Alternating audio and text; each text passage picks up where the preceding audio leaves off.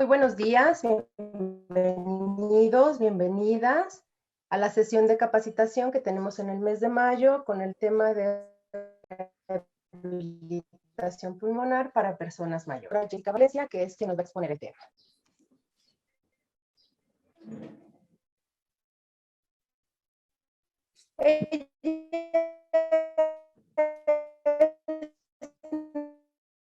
Neumóloga egresada del Instituto Nacional de Enfermedades Respiratorias con alta experiencia de pacientes musculares y con alteraciones de la caja torácica. Actualmente es jefe del Hospital Ángeles del Pedregal. Doctora, le cedo la palabra. Hola, ¿qué tal? Buenos días. Mucho gusto, yo soy la doctora Jessica Valencia y agradezco la invitación y la presentación y pues si estamos listos, comenzamos con el tema en sí. El día de hoy pues vamos a hablar un poquito de la rehabilitación pulmonar, específicamente en el adulto mayor. Para esto obviamente vamos a incluir un poco de los conceptos generales de rehabilitación pulmonar para poder entender la parte enfocada a las personas mayores. La rehabilitación pulmonar en general es una intervención multidisciplinaria basada en evidencia, que esa parte es muy importante, para pacientes con enfermedades respiratorias crónicas, que tienen síntomas y que frecuentemente pueden tener limitación en las actividades de la vida diaria. Cada programa de rehabilitación pulmonar debe ser individualizada a cada paciente y está diseñado para reducir síntomas, mejorar el estado funcional del paciente, aumentar la participación en las actividades tanto económicas como de la vida cotidiana y disminuir los costos en salud, mejorando los síntomas de las enfermedades que tenga cada paciente, obviamente. En la rehabilitación pulmonar se incluyen muchas cosas, o sea, no es solo el ejercicio en sí, sino una evaluación completa, un establecimiento de metas, que esas tienen que ser creadas por el paciente con asesoría de su rehabilitador o médico. El paciente tiene que tener información completa sobre su enfermedad y su automanejo para exacerbaciones, cómo detectar cuando algo no está bien, etcétera. Obviamente la parte de entrenamiento y ejercicio, además de soporte psicosocial, evaluación de resultados, nutrición, muchos otros componentes del programa de rehabilitación pulmonar en sí. Los componentes de un programa de rehabilitación respiratoria en general, de cualquier tipo, van a ser la educación, que ya comentábamos, que es muy importante que el paciente sepa de su enfermedad. Los pacientes que están en rehabilitación pulmonar son los que más tienen que conocer su enfermedad y su tratamiento. La fisioterapia respiratoria, que ahorita vamos a hablar qué parte es la fisioterapia respiratoria. El entrenamiento muscular, el apoyo psicoemocional, soporte nutricional y terapia ocupacional. Entonces, todos estos componentes son indispensables para que una terapia respiratoria, para que una rehabilitación pulmonar sea eficiente.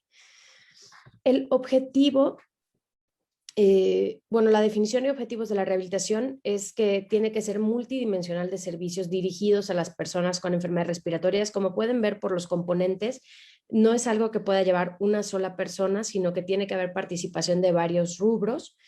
Y el objetivo es que el paciente consiga la máxima capacidad funcional a través de programas multidisciplinarios. Como pueden ver, el objetivo de la rehabilitación pulmonar no es curar la enfermedad, no es revertir los efectos de la enfermedad, sino que con la enfermedad que tiene el paciente logremos la mejor capacidad funcional posible, ¿no? Esa es básicamente la traducción de la rehabilitación pulmonar. En el adulto mayor, pues no necesariamente son pacientes que van a tener una enfermedad de base como tal. Entonces, pero hay algunos que sí, ¿no? Pueden tener varias cosas al mismo tiempo. Entonces, puede tener dos objetivos principales. Uno, va a ser como una medida preventiva y de mantenimiento. Y el segundo puede ser como una medida terapéutica si el paciente, además de la edad, tiene alguna enfermedad, pues pulmonar o respiratoria. En general, los objetivos van a ser, ya sea enfermedad o paciente sano, prevenir el empeoramiento, o sea, la disminución de la capacidad, mantenerla y restaurar o corregir lo que se haya dañado. Esto también pasa en pacientes sanos, que esto es lo que vamos a hablar a continuación.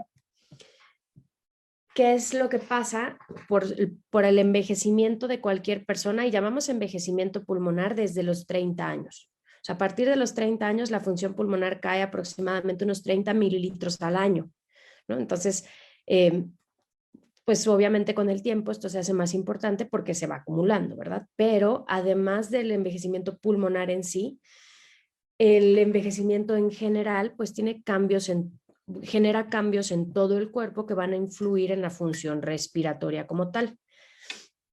Entre esos cambios vamos a tener primero la involución de órganos de todo el cuerpo, incluidos los respiratorios, que esto incluiría el envejecimiento pulmonar, o sea, la caída de 30 mililitros al año en promedio. Pero además vamos a tener deshidratación de discos intervertebrales y osificación de articulaciones costocondrales, que estas son las que van a formar la caja torácica. Esto tiene como consecuencia que tengamos un tórax que es más rígido de lo normal y muchos pacientes hacen cifosis dorsal, que es como una forma específica del tórax que con los años se va adquiriendo y que modifica la forma normal de los pulmones y luego entonces su función. Vamos a tener disminución de masa muscular en general, de todos los músculos del cuerpo, pero también vamos a tener disminución de masa muscular del diafragma, que es el músculo que se encuentra entre la caja torácica y el abdomen. Y entonces esa disminución de la masa muscular del diafragma nos va a llevar a, primero, disminuir la contención del paquete abdominal, o sea, el paquete abdominal, que son los intestinos, el estómago, etcétera, va a poder ocupar más espacio porque el músculo no está tan fuerte y restringe un poquito la capacidad torácica. La debilidad del diafragma también nos va a dar una tos ineficaz porque es el músculo tal vez más importante para toser eficazmente. Entonces, si está débil, pues tosemos débil. Y también los pacientes adultos mayores, en algunos estudios se ha demostrado que hasta el 90% de los pacientes van a tener disminución de la respiración nasal. O sea, se acostumbran a respirar por boca. Y esta pérdida de la respiración nasal pues conlleva ciertos cambios en la mucosa nasal, entre ellos pues el aire entra más frío, no se humecta, etcétera, y entonces eso genera pues más producción de flemas y estas flemas son más espesas, etcétera. Otros cambios que tenemos que son a nivel pulmonar, pero son más como específicos, no son tanto de conformación, sino de función, va a ser la disminución del movimiento ciliar. Los cilios son unos pelitos que tenemos en nuestros bronquios que se encargan de subir las secreciones. Se mueven a un ritmo y se mueven de abajo hacia arriba y van subiendo el moco que se produce hasta que llegue a la vía aérea central y lo tosamos. Pero que llegue hasta acá arriba los mocos depende de los cilios. Estos disminuyen por sí solos. También hay atrofia de glándulas, de las que producen el moco, luego entonces este moco se hace como más espeso, menos resbaladizo. Y si asociamos esto, por ejemplo, a lo mecánico, que sería la tos ineficaz, entonces eso nos va predisponiendo a hacer neumonías e infecciones porque las secreciones se van acumulando. También vamos a tener una degeneración de la membrana alveolo-capilar, que la membrana alveolo-capilar es la parte o sea, es literal en donde se realiza el intercambio de oxígeno y dióxido de carbono, la parte de la célula pulmonar que intercambia el oxígeno y el dióxido de carbono. Al degenerarse, pues tenemos menos espacio para intercambiar oxígeno, luego entonces pues somos menos eficientes para obtener oxígeno. Vamos a tener una pérdida de la elasticidad de la caja torácica, esto acompañado de las cosas mecánicas y también por pérdida de ciertas características elásticas de las fibras. Vamos a tener un aumento de la resistencia vascular pulmonar, eso es por la misma pérdida de elasticidad que también se da en los vasos. Por lo tanto, un pulmón, mientras más grande sea, va a ventilar peor, va a ventilar más rápido porque intercambia menos eficientemente el oxígeno y va a ventilar superficialmente porque los músculos y la elasticidad se va perdiendo y ya no somos capaces de expandir el tórax al 100%. Estos son cambios inevitables con la edad, pues obviamente son cosas que se van conociendo conforme va aumentando la expectativa de vida de las personas. En conclusión de las pérdidas de función respiratoria, lo que se pierde en global es una disminución de hasta 1/3 de la capacidad de ejercicio de un paciente. Cuando hablamos de capacidad de ejercicio no hablamos de los músculos en sí, sino la capacidad de intercambiar oxígeno, la capacidad de circular sangre, etcétera, cuando hacemos ejercicio. O sea, puede ser un paciente súper musculoso y aún así va a perder una parte de la capacidad de ejercicio solo por la función pulmonar. Entonces, los ejercicios respiratorios en un paciente mayor van a estar enfocados a mejorar la función respiratoria en sí, pero también van a estar enfocados a la coordinación psicomotora, a la amplitud de las articulaciones, que no se vayan volviendo rígidas, y a la coordinación de los patrones de la marcha y el equilibrio, que estos tres son prácticamente componentes de la terapia física, o sea, de la rehabilitación física en general, pero pues no se pueden eliminar de un programa de rehabilitación pulmonar porque son una parte indispensable, sobre todo en el paciente adulto mayor. La fisioterapia respiratoria, me meto un poquito a este tema que es solo un componente de la rehabilitación pulmonar, pues porque es lo que más compete a mi función como neumóloga en un programa de rehabilitación pulmonar. Esta solo va a ser una parte del programa, pero incluye varias técnicas para mejorar la ventilación, el intercambio de gases, la función de los músculos respiratorios como tal, movilidad de la caja torácica, disnea, tolerancia al ejercicio y calidad de vida. O sea que si ven, la fisioterapia respiratoria incluye varias partes de lo que es indispensable en la rehabilitación de un adulto mayor. Y va a englobar 3 grupos de técnicas que van a ser para, 1, permeabilizar la vía aérea, 2, que eso es manejo de secreciones, 2, fomentar la relajación para que el tórax no esté rígido, y reeducación respiratoria, que eso implica tanto en técnica nasal como fortaleza de músculos respiratorios como el diafragma principalmente. Hay una serie enorme de técnicas de fisioterapia pulmonar. Acá vemos las de permeabilización, las de relajación y las de reeducación respiratoria. No me voy a meter exactamente a qué se hace en cada una de estas técnicas. Si tienen alguna duda específica, luego pueden comunicarse conmigo o algo para revisarla, pero esto es en general lo que tenemos de terapia respiratoria. Depende de la patología del paciente, específicamente qué terapia vamos a usar en cada caso. En el adulto mayor, básicamente nos vamos a enfocar en ejercicios que sean posturales para tratar de mantener la fuerza de la columna vertebral y de los músculos aledaños para evitar la deformación de la caja torácica, sobre todo a nivel columna vertebral. Vamos a trabajar mucho la respiración nasal, que esa es muy importante para mantener la función normal respiratoria. Y vamos a utilizar coordinación de movimientos. La coordinación de movimientos se refiere a que cuando el paciente hace movimientos de flexión, o sea, por ejemplo, doblar el brazo, debe estar sacando su aire. Y cuando hace movimientos de extensión, debe estar metiendo el aire.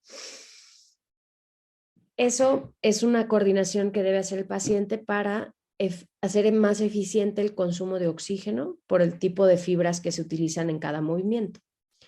Eso es parte como de la coordinación psicomotora y trabajamos también la respiración. Vamos a trabajar también la respiración diafragmática, que eso es ejercicios de respiración diafragmática y fortalecimiento del diafragma para que el diafragma sirva como contención del contenido abdominal, como fuerza para toser y para expansión pulmonar. Y obviamente la parte que no podemos dejar nunca a un lado es el abandono de tabaquismo o de sustancias de dependencia. Hay un grupo de pacientes adultos mayores que tienen combinación con otras enfermedades, que es un grupo peculiar, que son pacientes postrados en cama. Obviamente no todos los adultos mayores van a estar postrados en cama, pero cuando un paciente es adulto mayor y está postrado en cama, tenemos que hacer mucho énfasis en la higiene bronquial, manejo de secreciones, ayudarnos de los cambios de posición para poder mantener un adecuado drenaje de las secreciones, para ayudarle un poquito a los cilios, y enseñarle a nuestros pacientes a toser Y si no son capaces de realizarlo o de alcanzar los flujos necesarios, utilizar equipos de asistencia de tos, que esos son como sustitutos de la tos y son indispensables para que el paciente no nos haga neumonías de repetición. Porque en la mayoría de los pacientes postrados en cama, las complicaciones son respiratorias y suelen ser neumonías por mal manejo de secreciones o por disminución de la fuerza. Existe actualmente ya mucha evidencia de para qué sirve la rehabilitación pulmonar en general. Principalmente está descrito en los pacientes que tienen EPOC, que EPOC es la enfermedad pulmonar obstructiva crónica, generalmente asociada al tabaquismo. La parte importante de aquí es que se recomienda 6 a 12 semanas, que producen beneficios y más o menos se van manteniendo durante 12 a 18 meses, pero hay que continuar las sesiones para que se mantenga a lo largo del tiempo. Mientras más tiempo hagamos, más beneficios tenemos a largo plazo. Entonces, pues por ejemplo, de esta parte de la evidencia tomamos un poco la duración de las sesiones y de la rehabilitación pulmonar, más o menos de aquí sacamos el promedio de cuánto debe durar. Como todo, lo que no seguimos haciendo va perdiendo su efecto, entonces a largo plazo no se mantienen los beneficios a menos que continuemos nuestros programas y continuemos nuestras actividades. Y pues existe poca evidencia de los beneficios de la rehabilitación pulmonar en otros contextos que no sean EPOC, porque pues es complicado como encontrar grupos homogéneos de personas que tengan más o menos la misma función, la misma edad, mismas patologías, perdón. Entonces, pues es por eso que es complicado hacer estudios de esto y por eso no hay mucha evidencia. Pero específicamente hay guías de rehabilitación respiratoria. La Sociedad Americana, por ejemplo, dice que el entrenamiento de piernas y brazos es lo que tiene mayor evidencia de que nos ayuda. En segundo lugar, músculos respiratorios y fisioterapia pulmonar. Y en tercer lugar, apoyo psicosocial. Y nos van a dar beneficios en la falta de aire, la calidad de vida y con menor evidencia, recursos económicos y supervivencia. Hasta el momento no hay evidencia contundente de que la rehabilitación pulmonar prolongue la expectativa de vida en los pacientes. Y, por ejemplo, la Sociedad Británica dice que hay evidencia contundente de la mejoría en capacidad funcional, calidad de vida, disnea y ventajas económicas. Nuevamente no mencionamos la supervivencia como tal.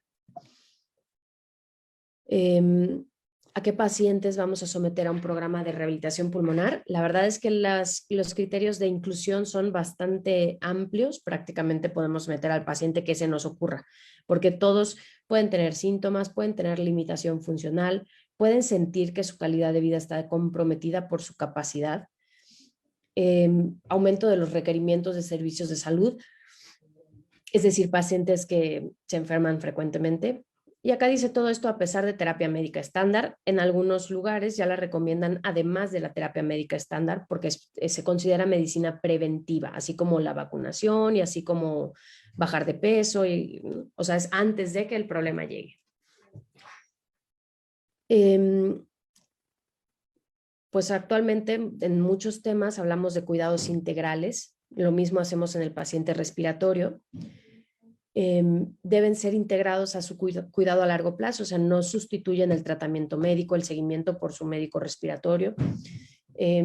Pueden tener otras comorbilidades, o sea, pueden tener algo respiratorio y además ser hipertenso o además ser diabético, y entonces tenemos que tener en cuenta todas las cosas que tiene el paciente para poder integrarlo en su tratamiento.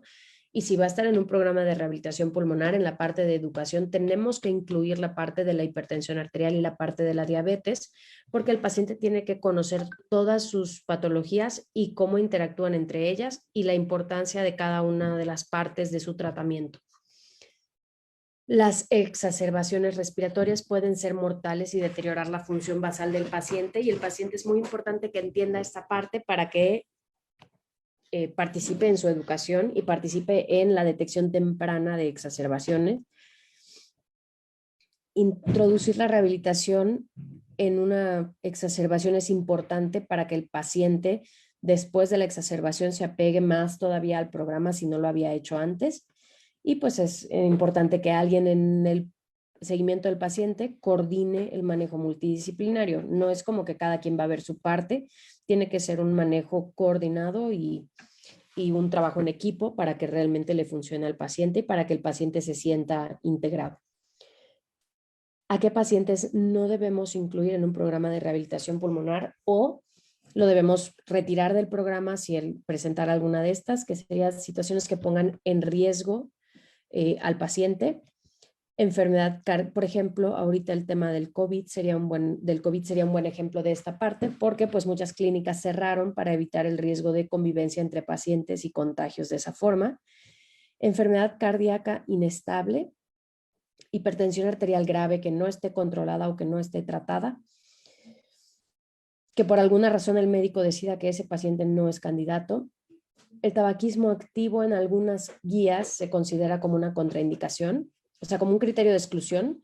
Debes meter al paciente hasta que deje de fumar. La realidad es que yo no soy tan estricta con este criterio, porque aunque un paciente siga fumando, pues la rehabilitación pulmonar le trae beneficios. Entonces, pues eso ya depende un poquito del médico y de la capacidad de la clínica, ¿verdad? Que el paciente no tenga motivación, o sea, tiene que ser decisión del paciente estar en el programa. Obviamente, pues la capacidad económica cuando hablamos de programas privados, y que tenga un buen sistema de apoyo, porque va a tener que tener ayuda para que lo lleven, para que lo traigan y en ocasiones para supervisar el ejercicio. Lo primero que tenemos que hacer, pues obviamente es evaluar al paciente, y esto se hace en la primera cita o consulta cuando conocemos al paciente. Una parte indispensable de este primer paso, además de conocer al paciente, es la confianza y credibilidad que pues logramos como conectar con el paciente para, para que el paciente confíe en el programa y obviamente para que crea en los beneficios del programa, porque si no, no hay apego. Entonces tenemos que hacer una entrevista al paciente, una historia clínica, exámenes físicos, algunos laboratorios en ocasiones, evaluación de fuerza, evaluación de la capacidad de ejercicio y de las actividades de la vida diaria, evaluación nutricional, evaluación educativa, por ejemplo, pues hay algunas establecidas, pero también es o sea, puede ser general por el médico. Por ejemplo, el paciente no sabe leer y escribir, ¿no? O sea, es importante saber eso si le vamos a hacer un programa. Evaluación psicosocial, que eso incluye depresión, ansiedad y cosas que a lo mejor hay que tratar independientemente. El desarrollo de metas, que eso tenemos que hacerlo con el paciente, y la evaluación del dolor. Si el paciente tiene dolor de algunas articulaciones, nos tenemos que enfocar en el trabajo con otras articulaciones que no duelan para poder trabajar músculos. En el historial médico tenemos que incluir obviamente el historial respiratorio, las comorbilidades que tenga el paciente, antecedentes familiares, hospitalizaciones, qué tanto va el paciente al médico o a urgencias, medicamentos que toma para saber si hay alguna contraindicación, si es un momento de verificación para ver si hay interacciones entre sus medicamentos.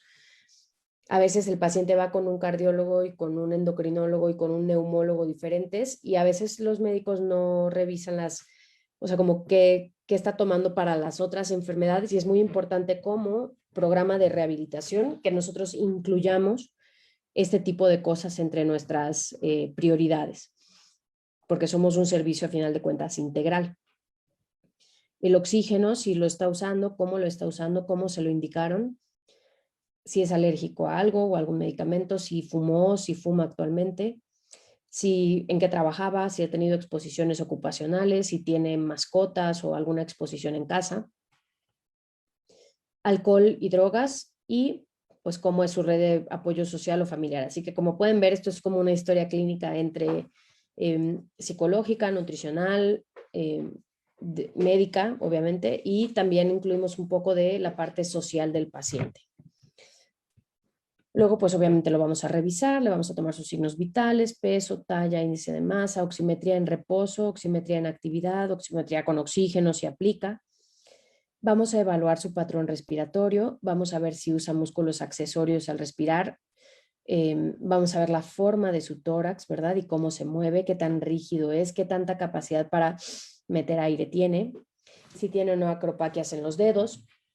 Y luego vamos a evaluar las extremidades, que en esas vamos a evaluar la fuerza, las articulaciones, si hay dolor en alguna, cómo es la amplitud de las articulaciones, si hay dolor en alguna parte de las extremidades. Y posteriormente, pues vamos a evaluar si el paciente requiere estudios diagnósticos. ¿Qué estudios diagnósticos podríamos estar hablando? Pues hablamos desde estudios de sangre, oxigenación, pero también hablamos de cuestionarios de ansiedad y depresión para detectarlo tempranamente en un paciente. Puede ser pruebas respiratorias, una tomografía, una radiografía, dependiendo de lo que sospechamos en el paciente. Si es un paciente sano y lo único que estamos haciendo es como mejorando la calidad de vida y disminuyendo la probabilidad de que la capacidad funcional disminuya, pues podemos no hacer demasiados estudios y solo basarnos en su capacidad de hacer ejercicio y de ahí avanzar. La evaluación de síntomas, que esto es muy importante, algunos pacientes se consideran sanos y tienen síntomas, luego entonces pues no es totalmente normal la función pulmonar. Entre ellos, tal vez el más frecuente sea la tos crónica, que dicen, no, pues yo siempre tengo tos, siempre he tenido tos, pero eso es un síntoma que hay que tratar. La disnea, que a veces es difícil de distinguir porque son cosas que asumimos que son pues secundarias a la edad, ¿verdad? ¿O no? Pues camina despacito, pero pues también ya tiene muchos años, ¿no?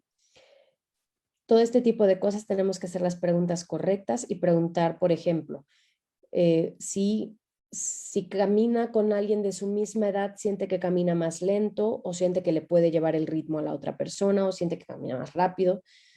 O sea, tenemos que hacer las preguntas correctas para encontrar los síntomas respiratorios. Problemas para tragar, dolor o debilidad de las articulaciones o de las extremidades, depresión, silbidos en el pecho, dolor de pecho.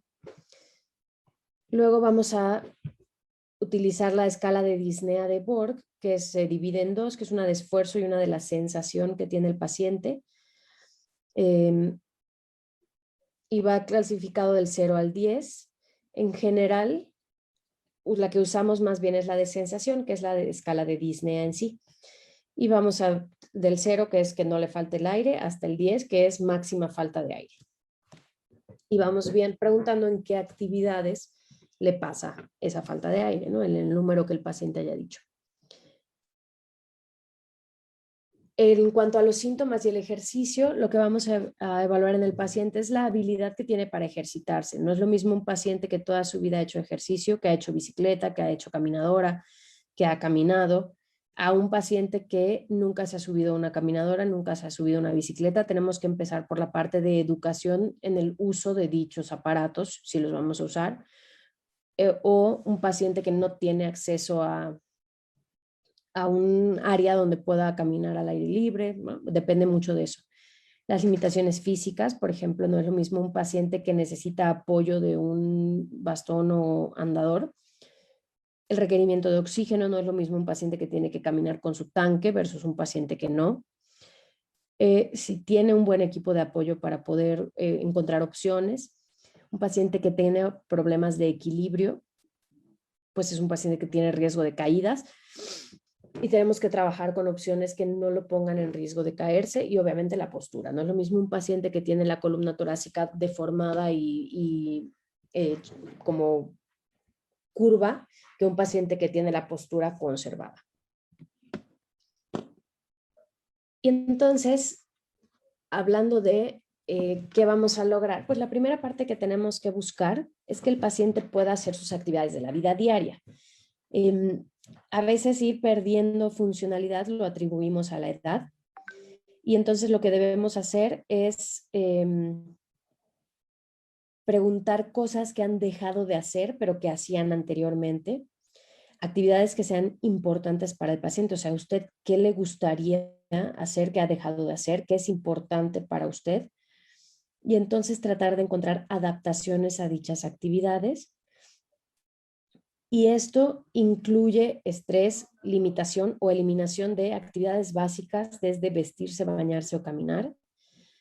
Podemos preguntar también de las actividades de esparcimiento. A mí me gustaba ir a tomar el café con mis amigos, relacionadas con el trabajo, que pues en ocasiones no dependen de nosotros, ¿verdad? Pero en otras ocasiones sí. Y también es muy importante tomar en cuenta la actividad sexual. Y tenemos que incluir en nuestra parte del programa, pues, enseñanza de alternativas para aquellos que tienen pareja o que quieren tener actividad sexual en posiciones que no sean un riesgo ni de caída, ni de lesiones de las articulaciones, etcétera. Entonces, sí, también esta parte nos toca a nosotros porque es una parte importantísima en la calidad de vida del paciente. Además de esto, pues vamos a necesitar complementos, por ejemplo, de nutrición, educación, manejo del dolor, los pacientes que tienen dolores crónicos, y psicosocial cuando hay abuso de sustancias o enfermedades como depresión o ansiedad. Y esta es mi parte favorita porque tenemos que hacer una evaluación integral del desarrollo de metas. Esta es mi parte favorita de las consultas de rehabilitación porque hay pacientes que su meta es volver a correr la carrera de 10 kilómetros, por ejemplo, y a veces son metas que no necesariamente pueden ser realistas, pero hay pacientes que tienen metas chiquitas como yo quiero comer solo o yo quiero ir al baño solo. Entonces depende mucho de las expectativas del paciente, las metas que nosotros le vamos a poner al programa. Porque si nosotros ponemos metas fuera de lo que el paciente quiere, es difícil que el paciente le eche tantas ganas como para alcanzar lo que nosotros queremos. Esto no lo vamos a decidir nosotros, lo vamos a decidir en conjunto con el paciente. Tenemos que hacer un seguimiento de metas a lo largo del programa, no esperarnos hasta el final, sino preguntarle cómo vamos alcanzando las metas. Y obviamente el reto para nosotros como como coordinadores de un programa es traducirlas a metas que sean medibles. En ocasiones son metas difíciles como yo quiero ser más independiente, ¿no? Pero pues más independiente depende de la interpretación de cada paciente. Entonces tenemos que ser muy específicos en las metas para que podamos medirlas de cierta forma. No pueden ser metas inespecíficas porque no vamos a tener forma de evaluar si las alcanzamos o no. Y el potencial en un programa de rehabilitación, nosotros tenemos que catalogarlo cuando terminamos de hacer la evaluación de nuestro paciente y básicamente es un juicio, ¿no? Dependiendo de lo que escuchamos, de lo que el paciente quiere, de qué tan motivado esté y de qué tan deteriorada esté la función, pues vamos a decir, pues el potencial es pobre, el potencial es suficiente, es bueno o es excelente. Y eso debemos nosotros compartirlo con el paciente para que pues estemos en la misma sintonía de qué es lo que vamos a alcanzar con el programa. En conclusiones, pues un programa de rehabilitación pulmonar está indicado para cualquier paciente con síntomas o con enfermedad respiratoria o para cualquier paciente que por la edad esperamos que tenga deterioro de la función pulmonar. Esto sobre todo cuando es a pesar de terapia médica óptima, cuando hay disminución de la tolerancia al ejercicio, limitación de las actividades de la vida diaria, disminución de la calidad de vida, y debe ser siempre una evaluación integral y un plan individualizado. No me gusta concluir con tiene que ser individualizado a cada paciente porque hay cosas que sí se deben hacer en todos los pacientes, pero lo importante de esta plática es como establecer que básicamente todas las personas adultos mayores son candidatos a rehabilitación pulmonar y cada vez se le va dando un poquito más de importancia a la rehabilitación pulmonar, sobre todo ahorita con temas de COVID, ¿no? Que pues fue una población muy frecuentemente con síntomas de coronavirus y entonces pues se hizo más relevante la rehabilitación pulmonar. Pero independientemente de que hayan tenido o no, de que ya estén bien de eso, básicamente todas las personas, por solo el pasar de los años, somos candidatos a rehabilitación pulmonar.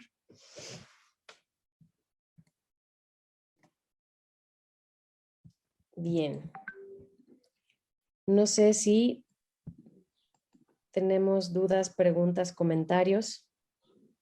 Sí, doctora, muchas gracias. Bueno, pues primero que nada, darle las gracias nuevamente por esta presentación. Comentarle que nos están viendo de diferentes lugares de la República Mexicana, de los estados de Morelos, Puebla, Coahuila, Chiapas, Cancún, Quintana Roo y Chihuahua. Tenemos algunas preguntas, voy a permitir leerlas. Sí. Nos dicen primero, ¿qué son las acropaquias en los dedos? Sí, Las acropaquias en los dedos se conocen también como, como uñas en carátula de reloj, que son como dedos que se hacen gorditos en la punta, y eso se debe generalmente a la baja oxigenación crónica. Pero también hay otras enfermedades que lo dan aunque no haya baja oxigenación, pero si un paciente lo tiene es motivo de evaluar. Muy bien, muchas gracias. Doctora, hablando de esta cuestión de la evaluación del paciente y los planes individualizados, ¿qué nos puede decir de las recomendaciones que se han difundido en redes sociales para pacientes con COVID? Claro, eso es un tema y la verdad es que es bastante inespecífico, o sea, como que va a depender mucho de cada médico qué cosas vamos a hacer en cada paciente. En general, las secuelas de coronavirus son muy variadas, ¿no? Tenemos desde las pulmonares, pero no son las más frecuentes ni siquiera. La más frecuente tal vez sea la fatiga. En general, aunque no hayamos tenido neumonía, podemos quedar con fatiga que sea muscular o de origen diferente a los pulmones. Como ejercicios depende mucho de qué cuadro clínico hayamos tenido durante el periodo agudo de la enfermedad y qué secuelas tenemos. Hay muchos pacientes que no necesitan absolutamente nada. No todos los pacientes van a hacer secuelas pulmonares específicamente, depende de los síntomas que hayan tenido. Que esa es una creencia errónea, como de si te dio COVID vas a quedar con fibrosis pulmonar. No, hay pacientes que hacen neumonía grave y la resolución es al 100% sin cicatrización pulmonar. Y hay pacientes que tuvieron COVID leve sin neumonía y que hacen unas secuelas de fatiga y de dolores neuropáticos muy importantes. Entonces, esa parte es muy dependiente de cada paciente. Yo lo que recomendaría en general para todos los pacientes es la respiración diafragmática, que eso con cualquier evento respiratorio podemos modificar un poquito nuestro patrón respiratorio. La expansión pulmonar, sobre todo después de que hubo una neumonía, y pues el ejercicio convencional, caminata, bicicleta, caminadora, unos 30 minutos al día, 4 o 5 veces por semana, y tomar en cuenta que en el periodo post-COVID podemos fatigarnos más de lo normal. O sea que tenemos que programarnos para dormir siestas y llevarnos las actividades como con calma y distribuirlas a lo largo de la semana. Mi principal recomendación en ese sentido es no llegar a cero de batería. O sea, si hoy voy a hacer 3 cosas, hago 2, luego duermo una siesta y luego hago la tercera. Si antes hacía 5 cosas en un día, por ahorita solo voy a hacer 3, porque me la tengo que llevar con calma.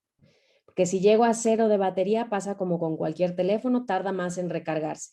Entonces lo que tenemos que hacer es evitar llegar al cero y llevárnoslas ordenadamente, distribuyendo nuestra energía para que poquito a poquito nos vayamos recuperando de la fatiga. Muy bien, doctora, muchas gracias. Nos preguntan también qué pasa o cuáles son los riesgos cuando un paciente tiene presión baja cuando está haciendo alguna actividad, pero en reposo la presión es normal. La presión baja en algunas pruebas, por ejemplo, la prueba de esfuerzo, la prueba de ejercicio cardiopulmonar, son marcadores de inestabilidad hemodinámica, sobre todo si no tenemos la reacción que deberíamos tener, que en todo caso sería al revés, ¿no? En reposo tener la presión normal, perdón, en reposo podemos tener la presión un poco más baja que cuando hacemos actividad.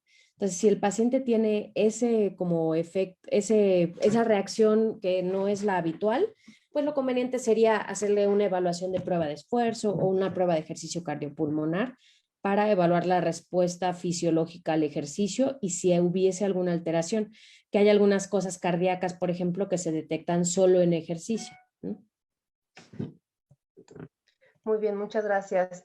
Doctora, nos preguntan por acá esta cuestión de si el sistema de salud pública tiene este servicio, si sabe usted que si existe este servicio o qué se puede hacer, a dónde se puede acudir para recibir esta terapia.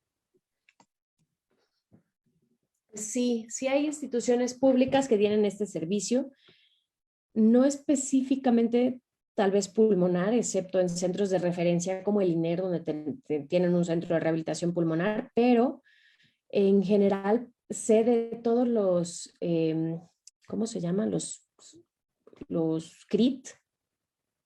Tienen ahorita por COVID, por ejemplo, programas de rehabilitación pulmonar gratuita. Y a veces en cada alcaldía de repente hacen programas de este tipo.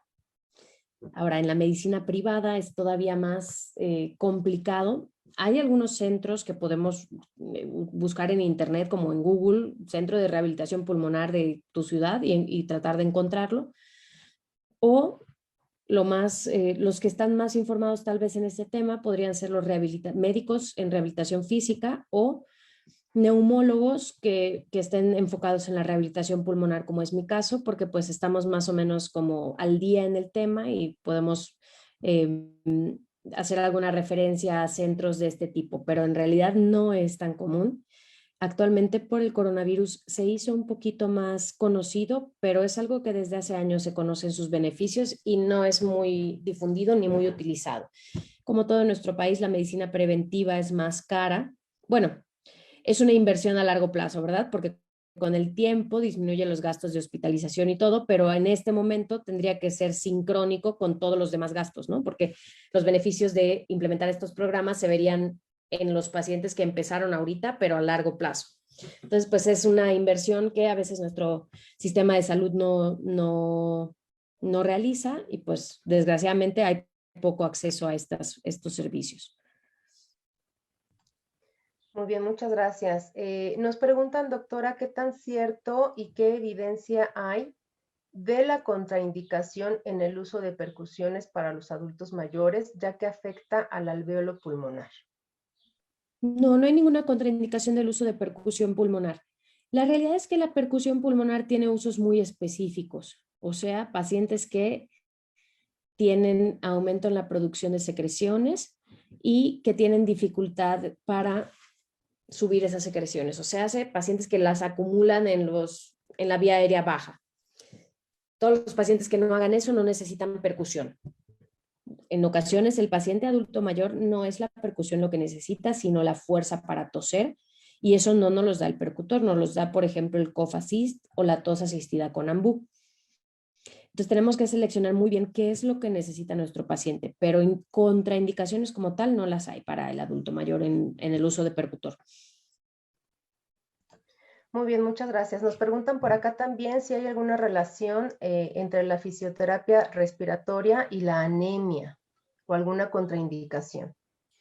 Pues hablamos de evaluación general del paciente, ¿no? Obviamente si el paciente tiene otras comorbilidades, como en este caso anemia, pues sí nos va a disminuir, más que en la fisioterapia, en los programas de ejercicio, ¿no? Porque un paciente que tiene hemoglobina baja, pues intercambia menos eficazmente el oxígeno. Y si a eso le sumamos, por ejemplo, que sea un adulto mayor, pues ya son dos factores que hacen menos eficaz el intercambio y pues seguramente va a repercutir en el cansancio, la fatiga e incluso la baja oxigenación. Pero o sea, se consideraría una comorbilidad aledaña, ¿no? O sea, se evalúa como el complemento del paciente, pero no tiene una relación directa como tal. O sea, la fisioterapia no ocasiona anemia, ni la rehabilitación pulmonar ocasiona anemia. Muy bien, muchas gracias. Nos están preguntando por acá que si el INAPAM tiene servicio de rehabilitación pulmonar. Esta pregunta me permito contestarla yo. Tenemos un centro de atención integral en el que tenemos especialidades que atienden justo las enfermedades o las condiciones médicas de las personas adultas mayores. Ahorita no está en funcionamiento, tenemos que esperar para cuando regresemos a nuestras labores y ver si se va a poder integrar este servicio. Tenemos aquí también una consulta, doctora, que ya es como muy individual. Yo le pediré de favor si nos puede compartir en dónde localizarla para que le hagan Sí. la consulta Aquí en ya el de chat manera les voy a directa. compartir mi correo personal. Y quedo hay cualquier duda personal o así como consulta a mi correo con todo gusto, y si puedo ayudarles, con mucho gusto lo haré. Perfecto. Voy a ponerlo en el chat del Facebook porque estas preguntas nos las están compartiendo Ok, a través del de Facebook acuerdo. del INAPAM. Entonces, para las personas que tengan alguna consulta ya un poquito más específica o más particular, se los voy a anotar, por favor, pues ahí lo que gusten ustedes consultar con ella. Lo menciono de todas formas, es todo con minúscula, jessica.valencia.rivero@gmail.com. Ahí Sí. es en donde pueden hacer todas las consultas de manera pues un poquito ya más específicas. Y por último, doctora, nos preguntan, ¿cuáles son las señales o manifestaciones físicas de la falta de oxigenación? Hay pacientes que tienen falta de aire, pero se miden la oxigenación, o sea, sensación de falta de aire y se miden la oxigenación y la oxigenación está bien, porque no es la única causa de falta de aire. La única forma de medir que tengamos baja oxigenación es con un oxímetro. Los síntomas no son confiables para evaluar la baja oxigenación. Hay personas que no sienten nada y le pones un oxímetro y están en 80, y hay personas que sienten que se están muriendo y no les entra el aire y están en 95. Entonces, la única forma de medirlo realmente es oximetría u obviamente otro tipo de pruebas, pero que miden lo mismo, como una prueba en sangre, de sangre arterial, ¿no? Pero en general, la más accesible sería oximetría de pulso. Muy bien, muchas gracias. Nos están comentando también en algunos estados de la República que cuentan con estos espacios que comentábamos hace un momento con respecto al servicio. Por ejemplo, en Saltillo, justo nos mencionan el CRIT, nos comentan también en Veracruz, en el módulo de Jalapa, que tienen un servicio médico de reeducación funcional. Entonces, bueno, creo que Claro. esto también depende mucho del lugar en el que nos encontremos, ¿no? Y algo que usted ya mencionaba, doctora, de las posibilidades económicas con las que contemos, Sí, definitivo. desafortunadamente, ¿no? Pero bueno, Actualmente, afortunadamente, hay muchos programas de telemedicina, ¿no? En los que podemos inscribirnos incluso en línea, sin salir de casa, para no ponernos en riesgo de contagio en lo que regresamos a la normalidad, etcétera.